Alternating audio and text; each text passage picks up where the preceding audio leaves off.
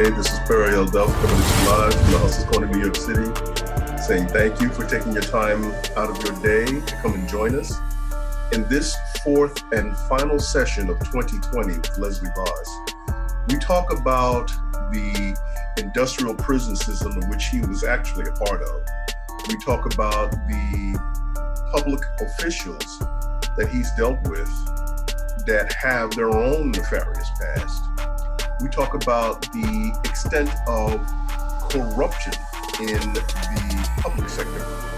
We talk about the strategies that we can use to address the problems of our troubled youth. We talk about the fallacy of the so-called American dream.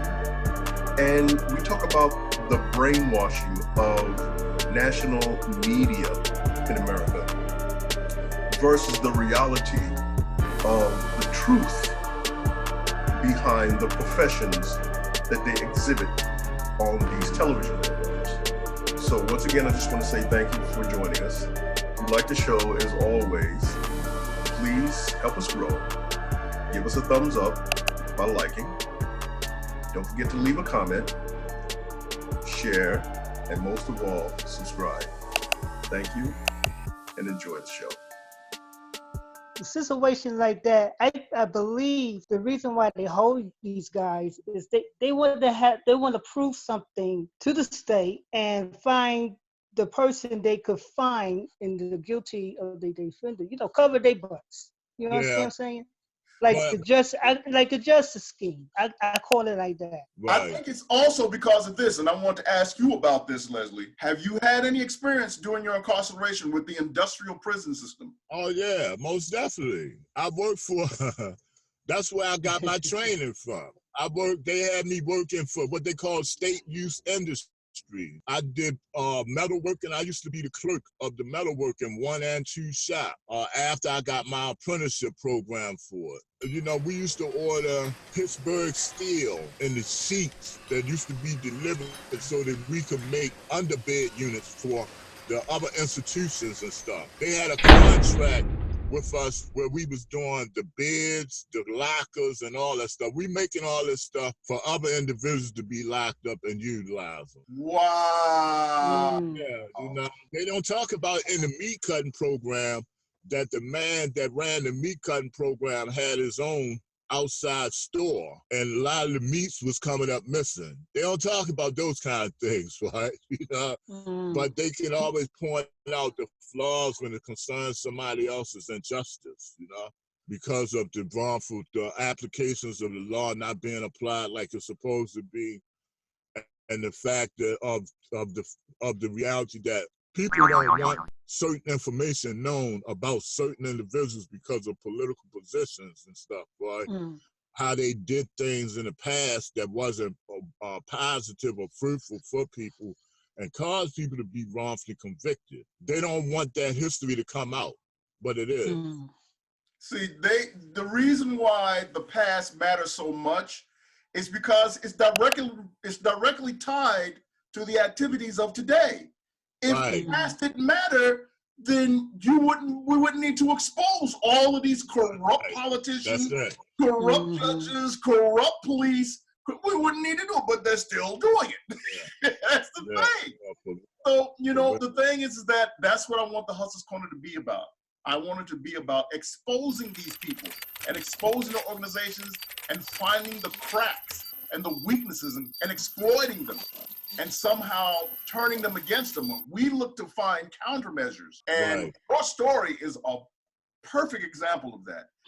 It seemed like, everything that I'm trying to do, I want to be able to have it for the youth and for people who really need that strength and support, because I want them to realize for the things that I've been through, I've been through those things and go through them, but I try to share them so that others will see and know what the signs are and how to react to them instead of just allowing it to happen. Because if we don't know, then we have no idea what to do. We can't always place the responsibility on a lawyer. Oh, we've heard too many cases of these corrupt lawyers, man, just cleaning you out of your money and leaving you to dry. That's Oh, it. It's a shame. I can't tell you how many of them I've heard. I do a program called Just Kids Maryland, right? And I got involved in that when they first started that program in Maryland.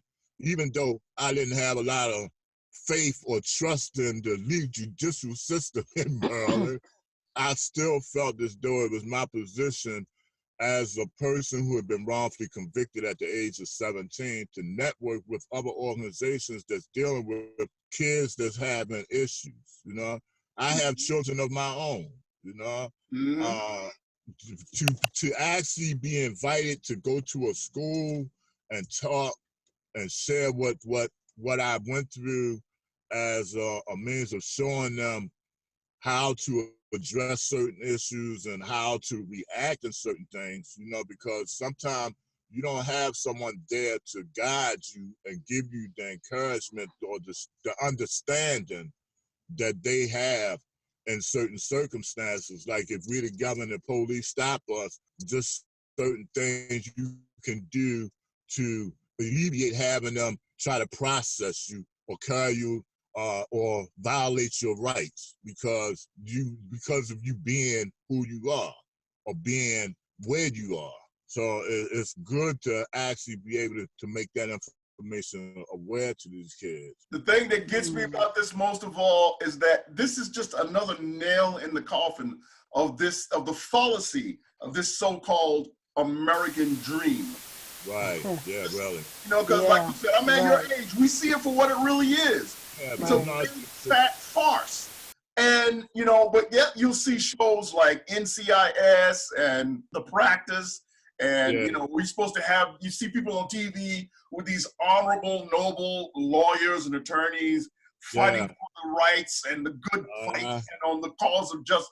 And among some of the most corrupt people. And you know the reality. Yes, the Hustler's Corner wants to bust that bubble. We want to bust that bubble of fallacy and get people off of NCIS, you know, and show them the reality. One of our guests, Ivan Kilgore, he actually has been in court cases where his attorneys have shown up to represent him and represent other people. They come to court drunk. Yeah. Court high.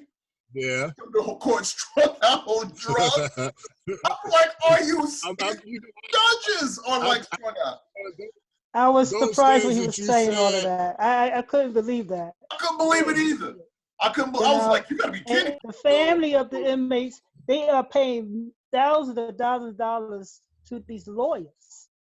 And it's like they take it as a joke. I mean, I'm a paralegal. I work for some of them lawyers. I've actually worked with one that he used to sit outside a lady's house that he was infatuated with and sit there with a crack pipe. And he is a big time. Are you serious? I'm telling you, he's a big time attorney in Maryland. I'm serious. Oh, you gotta be unbelievable. These people, I'm telling you, I'm not saying what I think, I'm saying what I know from seeing them. I work for the public defender's office as an intake specialist paralegal for the state of Maryland. I actually worked in the courtroom, the felony courtroom in Wabash on Wabash in Northwest Baltimore and Baltimore, Maryland. And when I used to go in and go upstairs into the courtroom 7 and 6, which was the felony division, when I get in there, I see how the judges be acting and the prosecutors come in and they discussing people's cases before the case even is called and all this kind of stuff and what kind of deal they being offered and all that. I said, all this is a game to these people. They trying to figure okay, well, did you get your client to accept a deal? well, often this, we need to get this resolved instead of, hey, he innocent until proven guilty. This it doesn't work that way for us. Bro, you have got to tell us more stories of these Yes. attorneys and judges that are out there doing crack. You have got to turn us on to more of those. The lawyer I'm talking about is a well-known lawyer in Maryland. A very well-known. In fact, he's well-known across the United States now. Because I want you to see the reality of what actually is done with these people. They have the history and the so-called reputation of being civil attorneys, civil rights attorneys, and so forth. But people don't know their real history because they just getting involved in these things. They don't know the situations these people got involved in years ago that showed their mentality and how they make deals with other people to throw one case for another case. This concludes this session of the Hustler's Corner in New York City. If you are a person that's incarcerated and you have books that you'd like to get out and you want to share your story, come share your story on the Hustler's Corner New York City Tales from the Bid series. If you are a person who has been wrongfully convicted of a crime that you did not commit and you want to share your story, come share your story on the Hustler's Corner New York City Victims of the System series. If you are a person who has been self-reformed, active in the community, came out of a past nefarious life to a more positive one, and you want to share your story, come share your story on the Hustler's Corner New York City Legends of the Hood series. If you are a Black business owner and you want to share your story of how you got your business off the ground and how you faced many challenges to succeed, come share your story on the Hustler's Corner New York City Black Business Movement series. If you are a musician or an artist or a vocalist or a rapper, hip hop artist, and you want to share your story about your career and how you have grown it into success, come share your story on the Hustler's Corner New York City On the Grind series. And if you are a woman who has been through traumatic times in her life only to overcome them, come share your story on the Hustler's Corner New York City Lipstick Stories series. And if you're enjoying this show, please help us grow. Show your love. Like, share, leave a comment, and most of all, subscribe. Thank you for joining us. Looking forward to seeing you again. This is Perry L. Duff from the Hustler's Corner New York City.